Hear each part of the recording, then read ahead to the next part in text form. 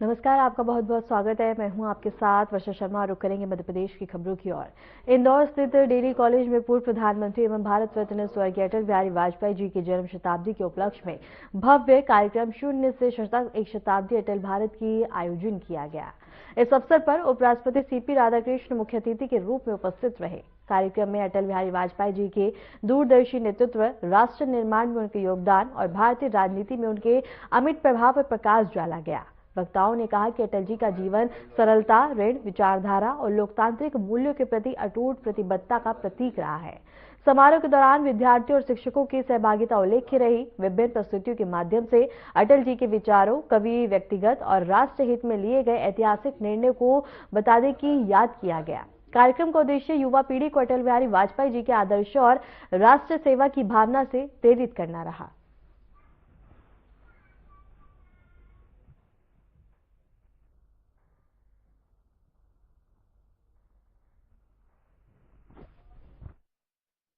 गरिमापूर्ण कार्यक्रम में मध्य प्रदेश की धरती पर पहली बार पधारे और ये महारानी अहिल्याबाई की धरती है, बाबा महाकाल है, दाएं तरफ हमारे ओंकारेश्वर धाम है। मैं अपनी ओर से मध्य सरकार से ओर से माननीय उपराष्ट्रपति महामहिम राधाकृष्ण जी का स्वागत करता हूं, अभिनंदन करता हूं। माननीय महामहिम राज्यपाल श्रीमती मंगूभाई पटेल साहब का आपका भी स्वागत, अभिनंदन।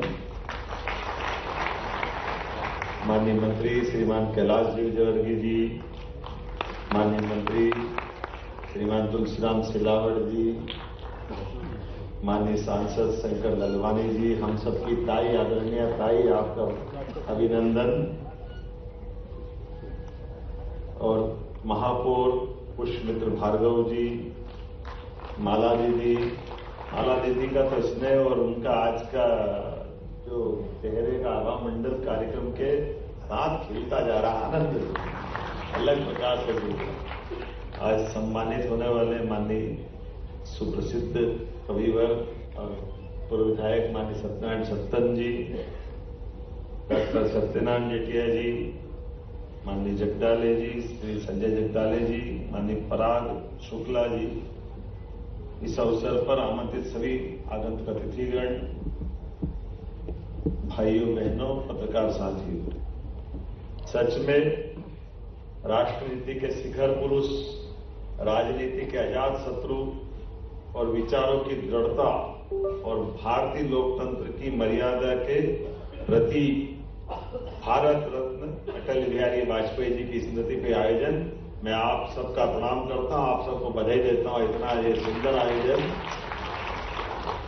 हम सबका सौभाग्य। हम में से अधिकांश लोगों ने अटल जी को देखा भी, नई पीढ़ी के लिए जरूर थोड़ा सा गैप हुआ है, लेकिन सच में एक ऐसा व्यक्तित्व जिसने अपने जीवन के प्रत्येक क्षण में अपनी हर एक जगह, यद्यपि प्रारंभ में अटल जी ने अपनी संघ के प्रचारक के रूप में अपने जीवन की खुद की धारा तय की, और ये संघ का सौभाग्य, हम सबका सौभाग्य, संघ का 100वां शताब्दी वर्ष भी चल रहा है, तो हमारे प्रचारक को याद करके हम गौरवान्वित भी हो रहे हैं, जिसके लिए हमारे एक अलग एहसास से हम गुजर रहे हैं।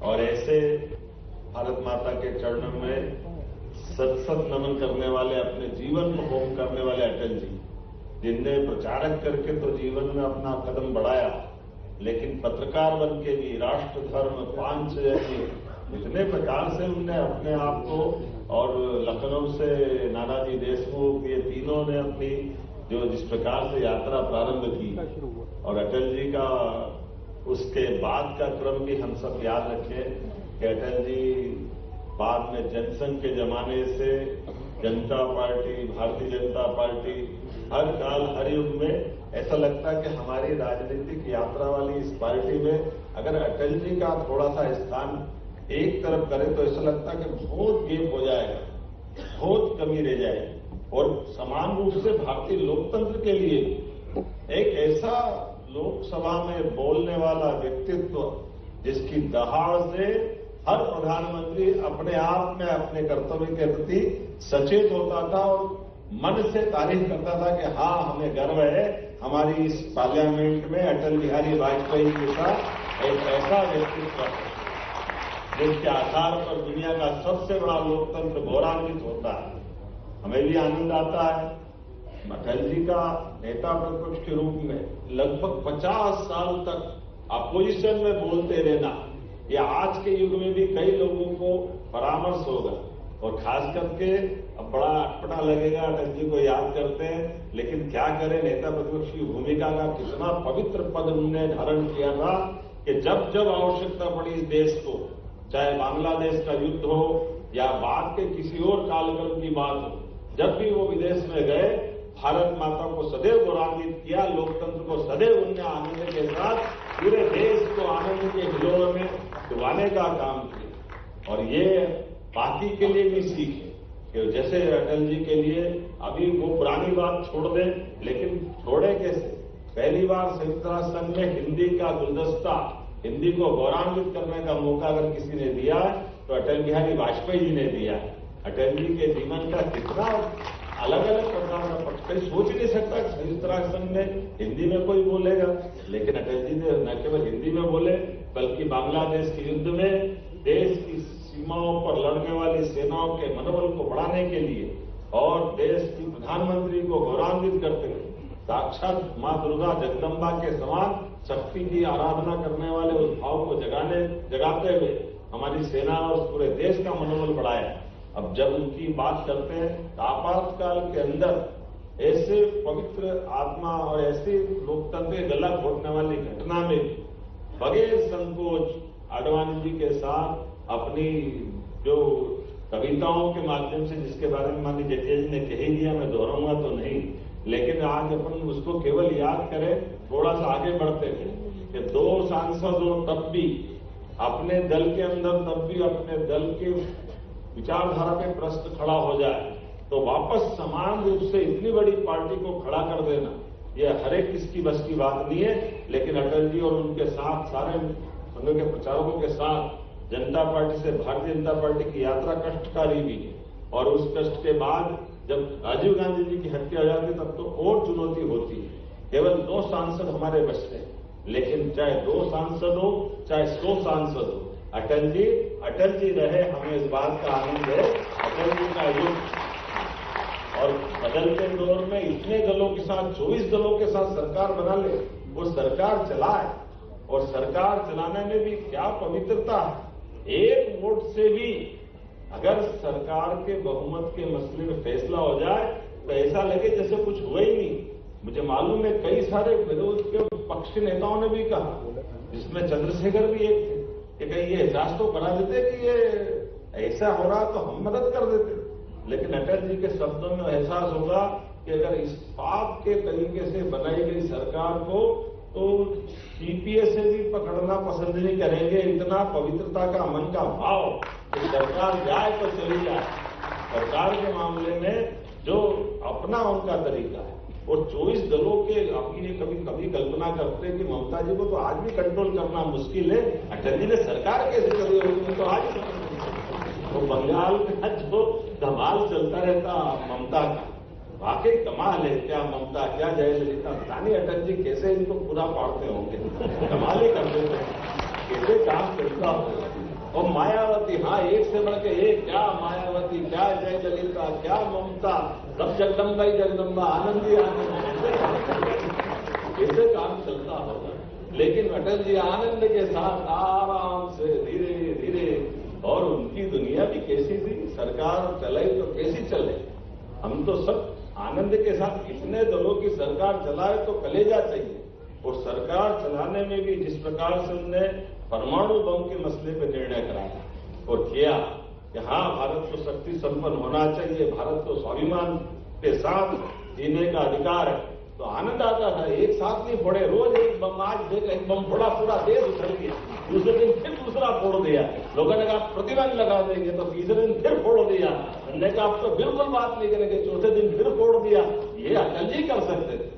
जितने चिड़ा के मैं मालवी भाषा में अगर बोलूं तो इनको आदमी को थोड़ा खजवाने के काम की दृष्टि से, लेकिन देश के स्वाभिमान के लिए जो आनंद के साथ उसने अपने लिए देश की धारा बना के दिखाई और सिखाई, वो हमको उस परमाणु बम की ताकत के साथ भारत को शक्ति संपन्न बनाने में जो योगदान उन्होंने दिया और जो उनका वाक्य है कि सब बदल सकते, पड़ोसी नहीं बदल सकते, इतने प्रकार से प्रयास किए, ये अटल जी ही कर सकते थे। पाकिस्तान से भी कोई परेशानी नहीं। लेकिन अगर पाकिस्तान ने गड़बड़ी की है तो टाइगर हिल की लड़ाई को एक एक दिन को याद करो।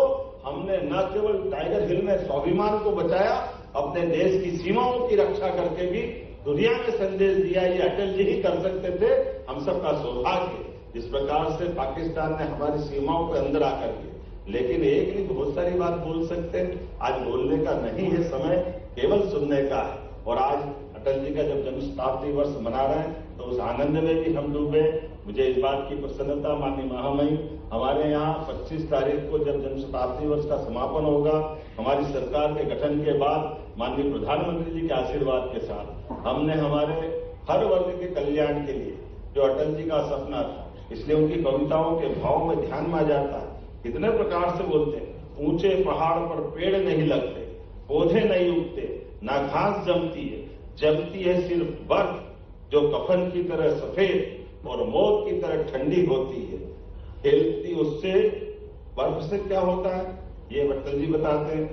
खेलती है खिलखिलाती नदी जिसका रूप धारण कर अपने भाग्य पर बर्फ बूंद बूंद रोती है। ये जो उनका भाव है कि हमारे ऊंचाई देने के मामले में भी हमारे जीवन में जब तक सब समाज को लिए साथ है, आगे है बढ़ते जाना, जब तक ये भाव नहीं आएगा, ना ऊंचाई पे ना नीचाई पे, समभाव से लोकतंत्र की आभा को बढ़ाने के लिए एक ऐसा व्यक्तित्व हमारे बीच से, खासकर हमको तो और हमारा आनंद डबल हो जाता है जब अटल जी के बारे में कहा जाता। तो अटल जी हमारे प्रदेश के हैं, मध्य प्रदेश के हैं, ग्वालियर से निकल करके दुनिया के अंदर में लोकतंत्र को गौरवान्वित किया। आज उनकी जन्म शताब्दी वर्ष मना रहे हैं तो उस आनंद में हम सराबोर हैं। और अटल जी की जन्म शताब्दी को हम इसीलिए उद्योग रोजगार वर्ष के समापन के अवसर पर एक ही दिन में माननीय गृह मंत्री जी के माध्यम से 25 तारीख को ग्वालियर से 2 लाख करोड़ से ज्यादा के उद्योगों के भूमि पूजन लोकार्पण अटल जी को समर्पित करने वाले हैं। हमने इस कार्यक्रम की रचना बनाई है, इसलिए सच्ची श्रद्धांजलि अटल जी के लिए होगी। आज के इस अवसर पर पुनः मैं सभी महामहिम सहित सभी सम्मान्य अतिथियों का अभिनंदन करते हुए अपनी बात समाप्त करता हूं। बहुत बहुत धन्यवाद। भारत माता की जय। निश्चय ही मोहन जी एक श्रेष्ठ नेतृत्व करता तो है ही, लेकिन जमीन से जुड़ा होना और लोक से जुड़ा होना, ये उनके उद्बोधनों में भी हम सब लोग अनुभव करते हैं। विशेष करके स्मरण कराया उन्होंने पोखरण के विस्फोट का, स्मरण कराया कारगिल के युद्ध का। केवल एक याद दिलाना चाहता हूं, हम सबको स्मरण में भी है कि जब व्हाइट हाउस से अमेरिका से फोन आया था अटल जी के पास कि पाकिस्तान संभवतः आप पर परमाणु अस्त्रों से हमला कर सकता है, अटल जी ने एक वाक्य कहा था अपने चिर परिचित अंदाज में कि हां, मैं अपने भारत के 1 या 2 राज्यों को कल तक नहीं रहेंगे ऐसा मान लेता हूं, लेकिन कल सूरज उगने के बाद इस विश्व के नक्शे पर पाकिस्तान नहीं रहेगा और ये कहकर के छोड़ देंगे। मुझे लगता है कि अटल जी का ओजस्वी तेजस्वी चेहरा था। अब मैं आमंत्रित कर रहा हूं श्रद्धेय राज्यपाल जी को, आदरणीय मंगू भाई पटेल को, देव दुर्लभ कार्यकर्ताओं की जिस श्रेणी में हम अटल जी को गिनते हैं उसी टोली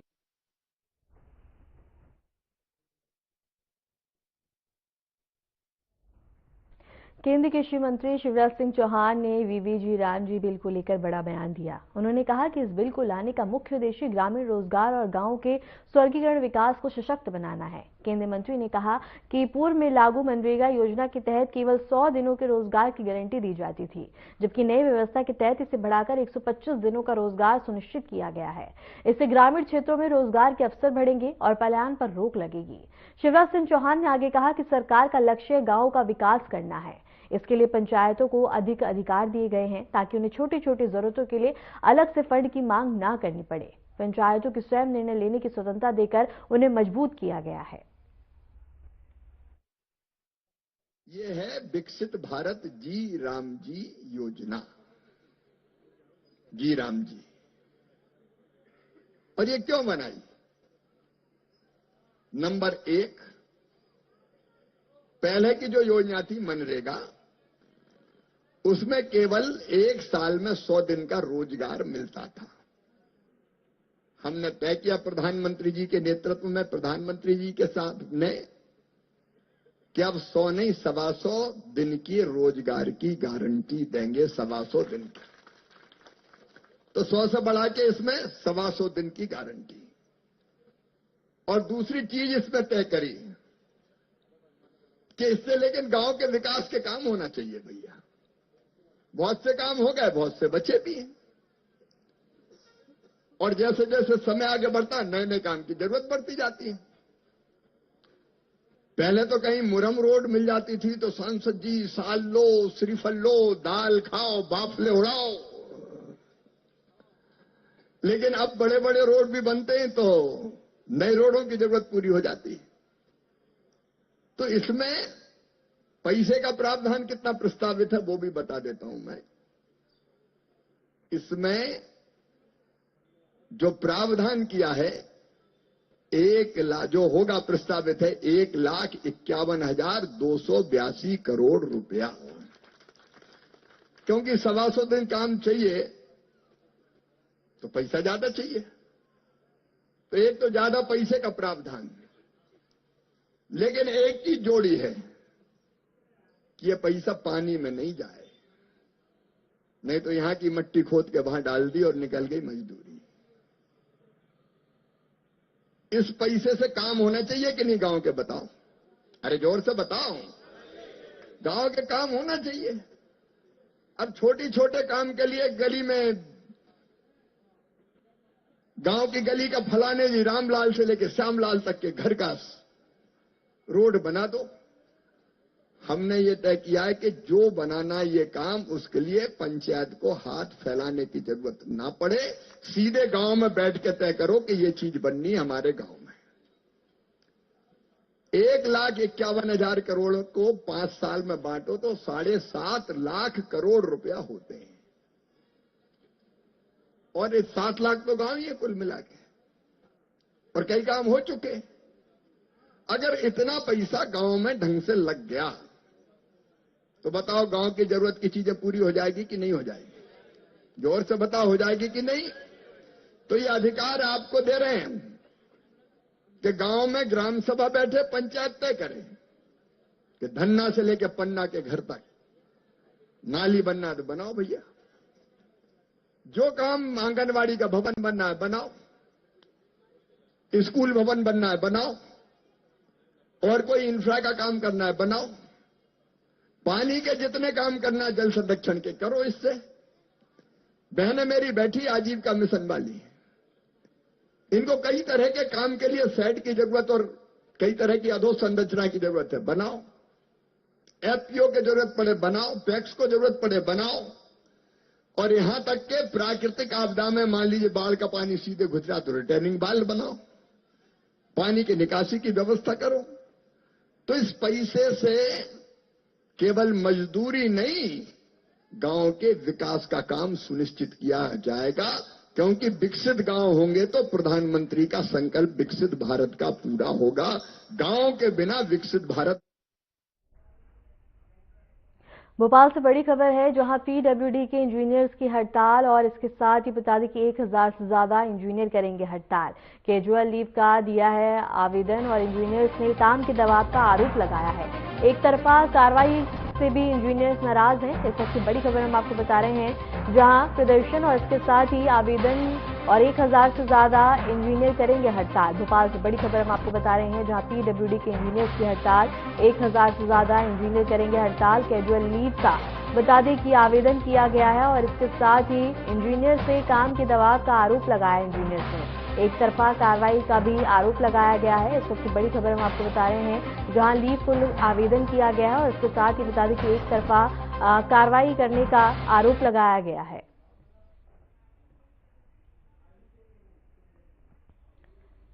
भोपाल से बड़ी खबर बता रहे हैं, जहां पीडब्ल्यूडी के इंजीनियर्स की हड़ताल, 1000 से ज्यादा बता दें कि इंजीनियर्स यहां हड़ताल करेंगे। इसके साथ ही बता दें कि लीव का आवेदन दिया है। इंजीनियर्स ने काम करने का दबाव का आरोप लगाया है। एक तरफा कार्रवाई का भी आरोप लगाया गया है और नाराज हैं।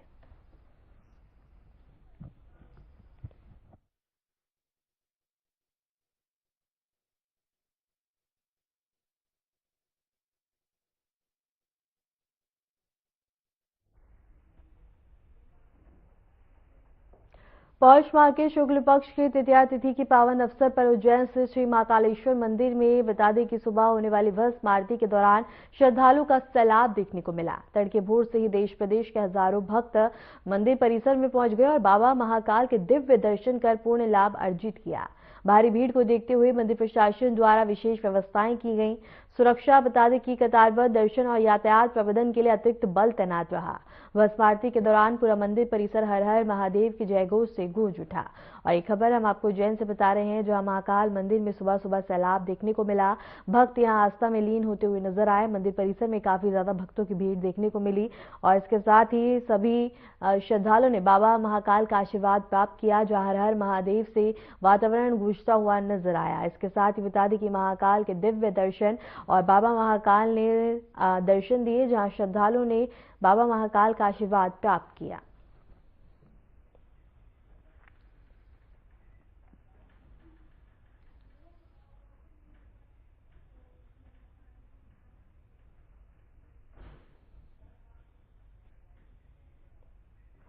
विश्व प्रसिद्ध ज्योतिर्लिंग श्री महाकालेश्वर मंदिर में एक विशेष धार्मिक आयोजन के तहत जयपुर के श्रद्धालु द्वारा भगवान नंदी जी की भव्य मूर्ति दान की गई है। यह जयपुर निवासी विपिन बंसल ने बता दें कि 1100 किलो पीतल से निर्मित भगवान नंदी जी की मूर्ति मंदिर प्रशासन को भेंट की है। सहायक प्रशासक मूलचंद जूनवाल ने जानकारी देते हुए बताया है कि ये दान पंडित राजेश पुजारी की प्रेरणा से किया गया है। भगवान महाकाल की गण नंदी जी की इस मूर्ति को मंदिर परिसर में शीघ्र ही उपयुक्त और सम्मानजनक स्थान पर प्रतिष्ठित किया जाएगा। इस अवसर पर मंदिर परिसर में भक्तों में उत्साह का माहौल देखने को मिला।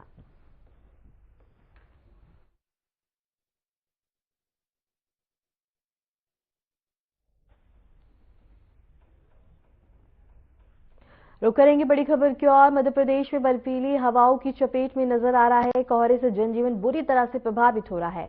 पारा 3.4 डिग्री से नीचे देखने को मिल रहा है। चंबल समेत 20 जिलों में कोहरा और कई जिलों में कोहरे का ऑरेंज अलर्ट जारी किया गया है। सबसे बड़ी खबर हम आपको बता रहे हैं, जहां मध्य प्रदेश में काफी ज्यादा कोहरा देखने को मिल रहा है और इसके साथ ही ठंड का प्रकोप काफी ज्यादा बढ़ गया है, जिससे लोग काफी ज्यादा प्रभावित होते हुए नजर आ रहे हैं। कोहरे से जनजीवन बेहाल है। पारा 3.4 डिग्री से भी नीचे दर्ज किया गया है। चंबल समेत 20 जिलों में कोहरा देखने को मिला है। कई जिलों में कोहरे का ऑरेंज अलर्ट जारी किया गया है। सबसे बड़ी खबर हम आपको बता रहे हैं, जहां मध्य प्रदेश में काफी ज्यादा ठंड का प्रकोप देखने को मिल रहा है। काफी कोहरा है। चंबल समेत 20 जिलों में कोहरे का अलर्ट जारी किया गया है और कई जिलों में कोहरे का ऑरेंज अलर्ट जारी किया है। इससे जनजीवन बुरी तरह से प्रभावित होता हुआ नजर आ रहा है और इसके साथ ही लोग अलाव का सहारा लेते हुए नजर आ रहे हैं।